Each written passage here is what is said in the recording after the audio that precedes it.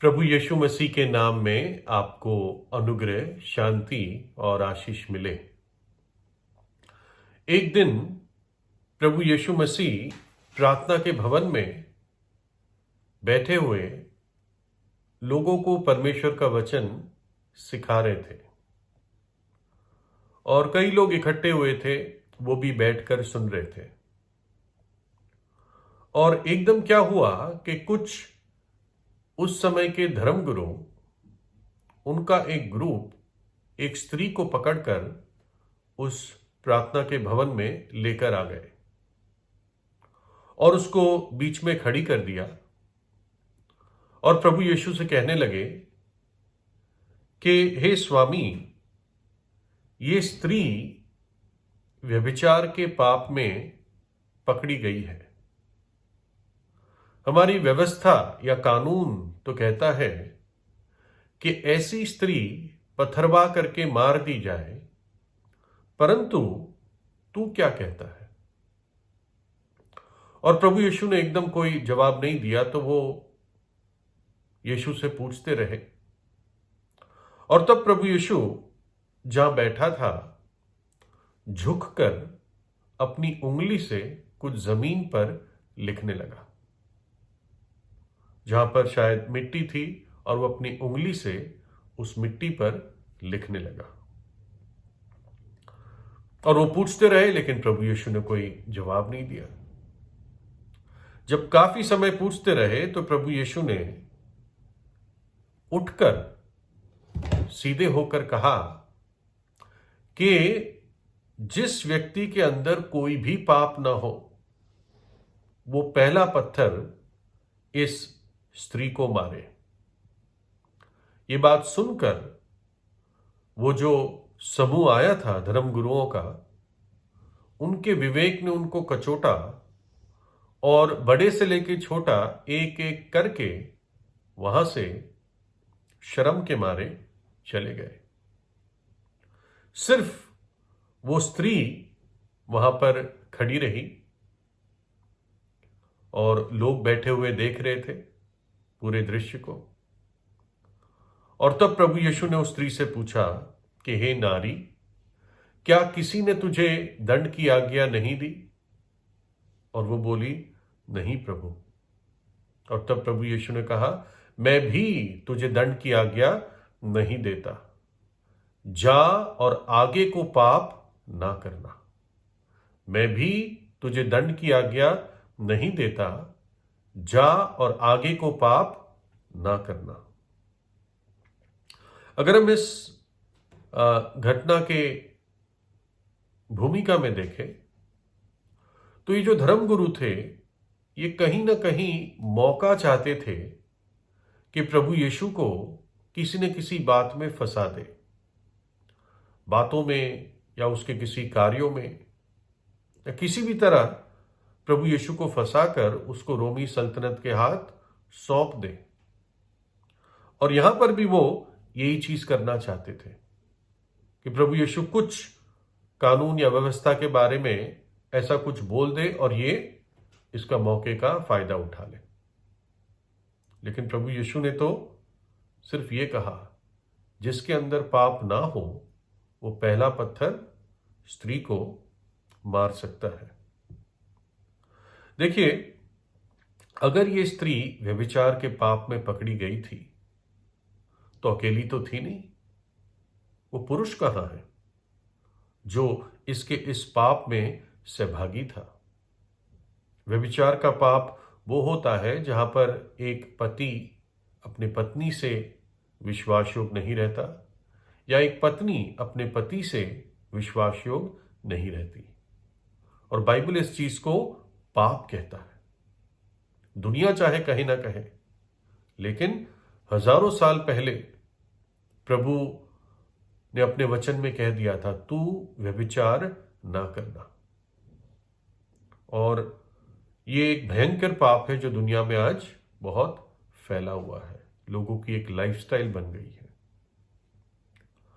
तो ये धर्मगुरु उस पुरुष को पकड़कर नहीं लाए, और जो कानून था, व्यवस्था थी, वो कहती थी दोनों को पथरवाह होना चाहिए। लेकिन यहां पर इनका उद्देश्य यही था कि किसी तरह प्रभु यीशु को अपनी बातों में फंसा दे। ऐसे ही मैं सोच रहा था कि अगर ऐसी व्यवस्था आज होती तो पता नहीं कितने लोगों को पथरवाह हो जाता। एक ये भी सवाल आता है, क्या दुनिया में इतने पत्थर होंगे कि इतने लोगों को पथरवाह किया जाए? क्योंकि प्रभु यीशु ने कहा कि ये पीढ़ी दुष्ट और व्यभिचारी पीढ़ी है, ईविल एंड एडल्ट्रस जनरेशन। और कोई भी व्यक्ति अपने पाप को छिपा नहीं सकता। बाइबल बताती है तेरा पाप तुझे ढूंढ निकालेगा। तू कितनी भी कोशिश कर ले, लेकिन तेरा पाप तुझे ढूंढ निकालेगा। एक और वचन यिर्मयाह 17:1 में लिखा है, यहूदा का पाप लोहे की टांकी और हीरे की नोक से लिखा हुआ है। लोहे की टांकी और हीरे की नोक से लिखा हुआ है।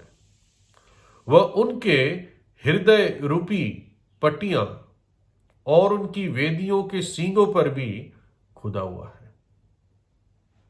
पाप ऐसे व्यक्ति मिटा नहीं सकता, परमेश्वर ही इस बात को कर सकता है। जब प्रभु यीशु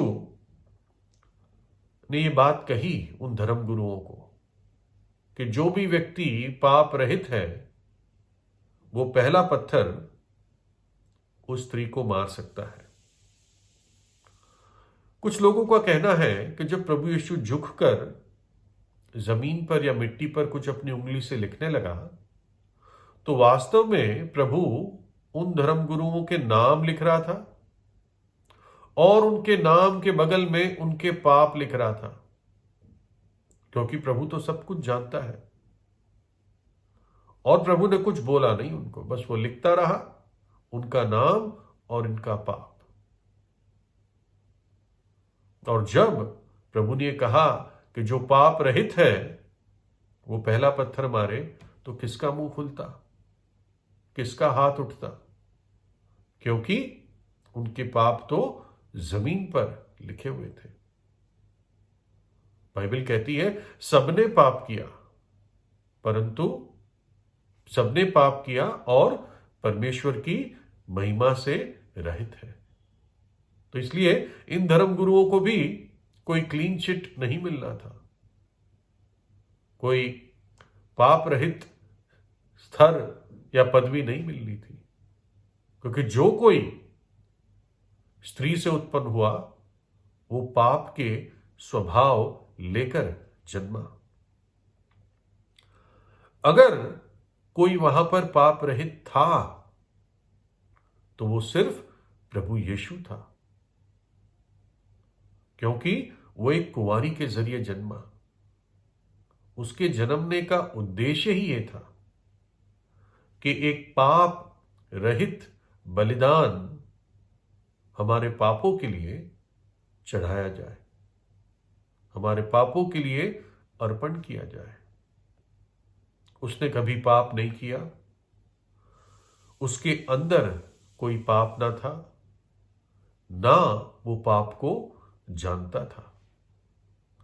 और तब जब सब चले गए तो प्रभु यीशु ने उस स्त्री से पूछा, हे नारी, क्या किसी ने तुझे दंड की आज्ञा ना दी?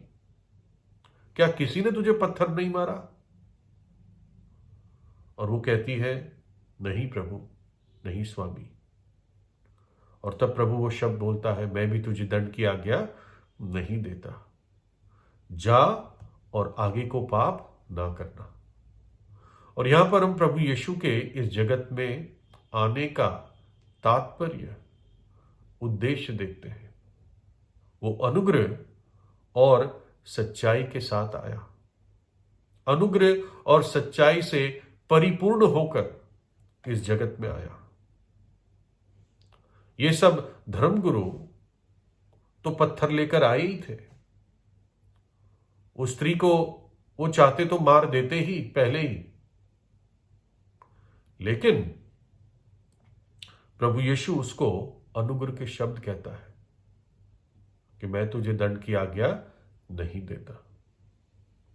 बहुत आसान है दंड की आज्ञा देना, बहुत आसान है किसी की बुराई कर देना, किसी को कह देना ये ऐसे हैं, ये वैसे हैं, ये श्रापित है।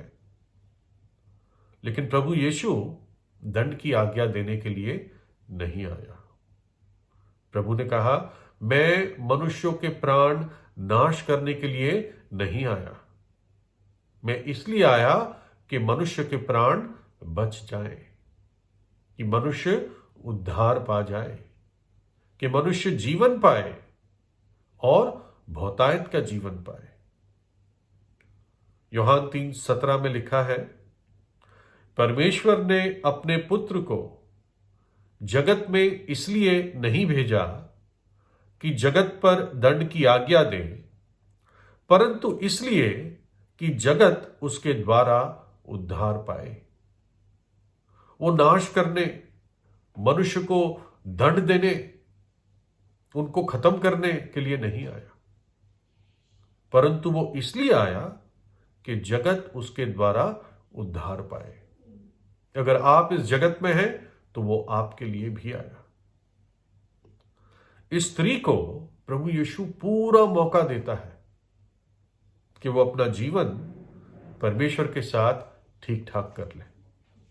पूरा मौका देता है कि वो क्षमा प्राप्त कर सके। प्रभु कभी भी किसी पर दबाव नहीं डालता। वो दरवाजा तोड़कर आने वाला परमेश्वर नहीं है। प्रकाशित वाक्य 3:20 में लिखा है, देख मैं तेरे द्वार पर खड़ा हुआ खटखटाता हूं। यदि कोई मेरी आवाज सुनकर अपने द्वार को खोलेगा, अर्थात हृदय के द्वार को खोलेगा, तो मैं भीतर आऊंगा और उसके साथ संगति करूंगा, उसके साथ रहूंगा। तो प्रभु यीशु स्त्री को भी पूरा मौका देता है। कहता है, देख मैं तुझे दंड की आज्ञा नहीं देता। ध्यान रखना, आगे को पाप ना करना। स्त्री को अब मौका था कि मैं इस स्वामी से, प्रभु यीशु से, मसीहा से अपने पापों की क्षमा प्राप्त कर लूं। इसमें भी प्रभु ने दबाव नहीं दिया, जबकि परमेश्वर की आज्ञा है कि हर मनुष्य हर जगह अपने पापों से पश्चाताप करे। आपको स्वे इच्छा दी है परमेश्वर ने, लेकिन चेतावनी भी है। पापों में मरना ये एक भयानक बात है। पापों की सजा नरक की आग है, जहां पर रोना और दांतों का पीसना है अनंत काल के लिए। इसलिए प्रभु यीशु मौका देता है। वो नहीं चाहता है कि मनुष्य अपने पापों में नाश हो जाए। देखिए, जब परमेश्वर पापों की क्षमा देता है मुझे और आपको, ये पाप करने का लाइसेंस नहीं है। प्रभु उसी बात में समझा देता है, जा और आगे को पाप ना करना। इस स्त्री को दंड की आज्ञा से बचाने के लिए, मुझे और आपको दंड की आज्ञा से बचाने के लिए प्रभु यीशु के लिए आसान नहीं था।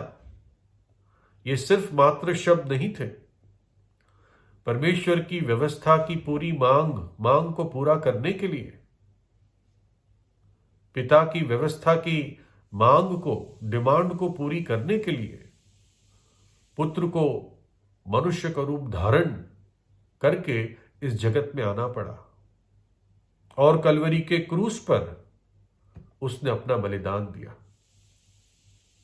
हमारे पाप को और दंड को, हमारी सजा को उसने अपने ऊपर, अपने शरीर में, उस कलवरी के क्रूस पर, जब वो 3 कीलों के जरिए वहां पर टांगा गया, उसने उठाई, अपना पवित्र लहू बहा दिया ताकि हमारे पापों के लिए प्रायश्चित हो।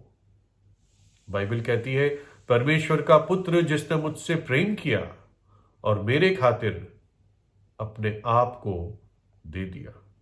वचन कहता है, पवित्र शास्त्र के अनुसार यीशु मसीह हमारे पापों के लिए मारा गया, दफनाया गया और पवित्र शास्त्र के अनुसार तीसरे दिन जी उठा। जो शब्द उस स्त्री के लिए थे, वो शब्द मेरे और आपके लिए भी है। एक दिन था जब मैंने सच्चा पछतावा करके प्रभु यीशु पर विश्वास किया, अपने पापों से सच्चा पछतावा किया और विश्वास किया कि यीशु ने मेरे खातिर अपनी जान क्रूस पर दी और वो तीसरे दिन जी उठा। वो दिन था 24 सितंबर 1986, जब प्रभु यीशु के लहू ने मुझे शुद्ध कर दिया, क्योंकि बाइबल कहती है यीशु का लहू हमें सब पापों से शुद्ध करता है, हर प्रकार के पाप से शुद्ध करता है। तो वो शब्द आज आपके लिए भी है, मैं तुझे दंड की आज्ञा नहीं देता। प्रभु आपको भी एक मौका देता है कि आप पछतावा करके अपना संबंध जीवित परमेश्वर के साथ ठीक कर ले, ताकि वो आपको सामर्थ्य दे, अनुग्रह दे कि आगे को आप पाप ना करें। जो भी अपने पाप को छिपाता है वो सफल नहीं होता, परंतु जो अपने पाप को मान लेता है और त्याग देता है वो दया पाएगा। जब एक व्यक्ति अपना पाप खुद ढांपने की कोशिश करता है तो वो श्रापित होता है, लेकिन जब वो परमेश्वर के सामने मान लेता है तो परमेश्वर उसके पाप को ढांप देता है। प्रभु यीशु उस पाप को धो देता है, क्योंकि उसके लहू में ऐसी सामर्थ है। ये वो खुद करता है। प्रभु ने कहा, यदि तेरे पाप लाल रंग के क्यों ना हो, अगर वानी रंग के क्यों ना हो, आपस में वाद विवाद करते हैं, मैं तुझे श्वेत बना दूंगा, तेरे पापों को धो दूंगा। तो परमेश्वर करे कि ये वचन आपके कान में गूंजते रहे जब तक आप अपना संबंध जीवित परमेश्वर के साथ ठीक ठाक ना कर ले।